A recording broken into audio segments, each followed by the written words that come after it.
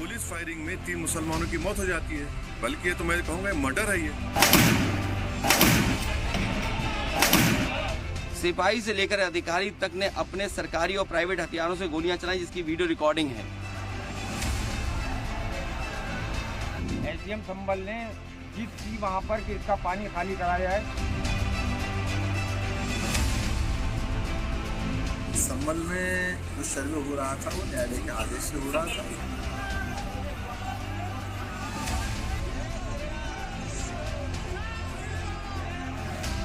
जय श्री राम के नारे लगाते हुए जब आप मस्जिद के अंदर घुस रहे हो और इस प्रकार लोगों के अंदर क्या मैसेज जाएगा?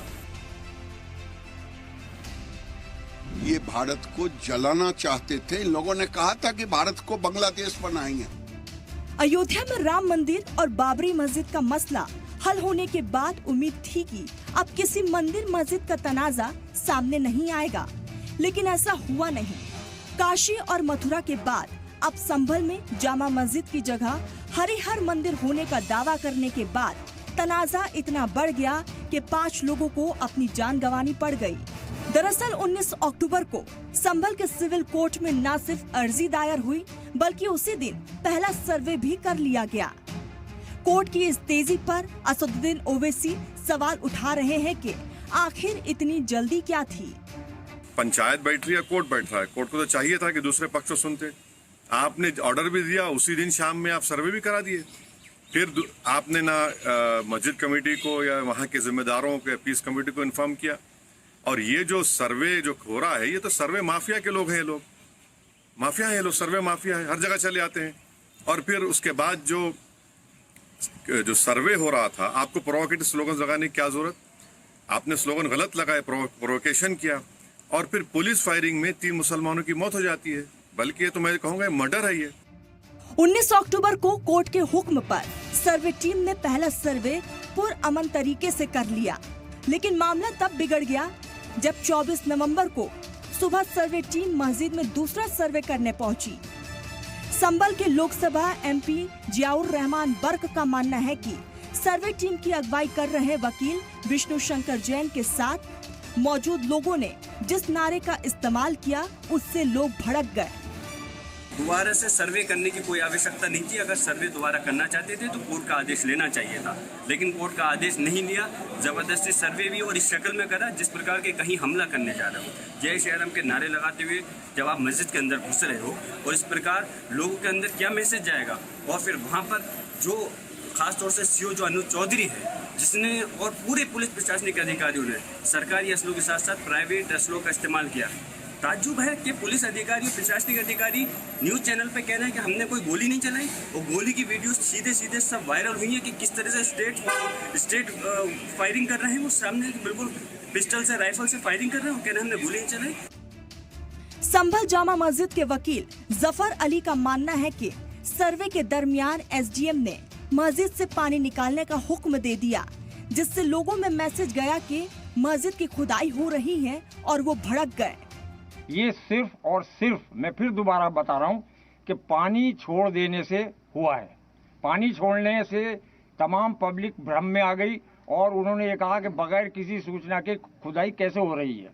एसडीएम संभल ने जिद की वहां पर कि इसका पानी खाली कराया है, जबकि एसपी महोदय और डीएम महोदय ये कह रहे थे कि नहीं, डंडे से नाप लो। जैसे ही पानी छूटा, तमाम पब्लिक में भ्रम फैल गया कि उसकी जामा मस्जिद की खुदाई हो रही है। वहीं इन तमाम मामले पर समाजवादी पार्टी के चीफ अखिलेश यादव का कहना है कि सर्वे के दरमियान मुसलमानों ने काफी सब्र किया, लेकिन मौके पर मौजूद सीओ ने मुसलमानों के साथ गाली गलौज की और लाठीचार्ज करवा दिया, जिसके बाद पत्थरबाजी हुई। लेकिन जिलाधिकारी संभल और पुलिस अधीक्षक संभल ने कोई सुनवाई नहीं की और तानाशाही दिखाते हुए और सुबह के वक्त से पहले शाही जामा मस्जिद आ गए। शाही जामा मस्जिद कमेटी और मुस्लिम समाज के लोगों ने फिर भी धैर्य रखा और दोबारा सर्वे के लिए अंदर ले गए।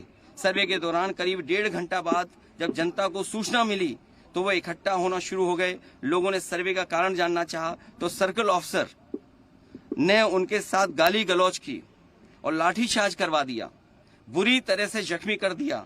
इसका विरोध करते हुए चंद लोगों ने पत्थर चलाए, जिसके बदले में पुलिस सिपाही से लेकर अधिकारी तक ने अपने सरकारी और प्राइवेट हथियारों से गोलियां चलाई, जिसकी वीडियो रिकॉर्डिंग है। जिसके एवज में दर्जन लोग गोलियों से घायल हो गए। 5 मासूमों जो कि अपने घर से सामान लेने के लिए निकले थे, उनकी मृत्यु हो गई।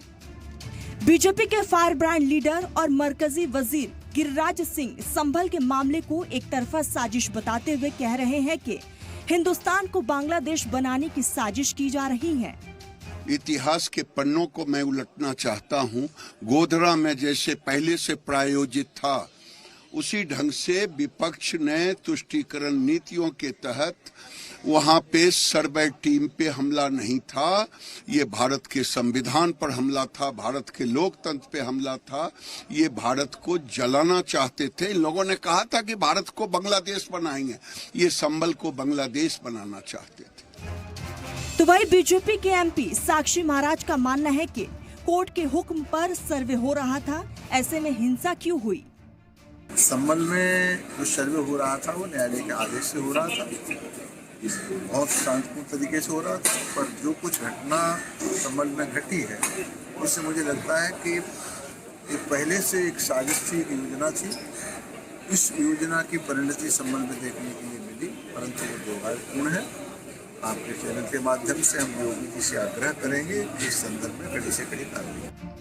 अब सवाल यह है कि 19 नवंबर को संभल के सिविल कोर्ट में हिंदू फरीक की जानिब से अर्जी दाखिल करने के सिर्फ 2 घंटे बाद ही सर्वे टीम का मस्जिद में सर्वे करना, फिर दोबारा 24 नवंबर को सुबह सुबह सर्वे के लिए मुतनाज़ा नारे के साथ मस्जिद में दाखिल होने की कोशिश करना, क्या ये कानूनी प्रोसेस का बेहतर तरीका है?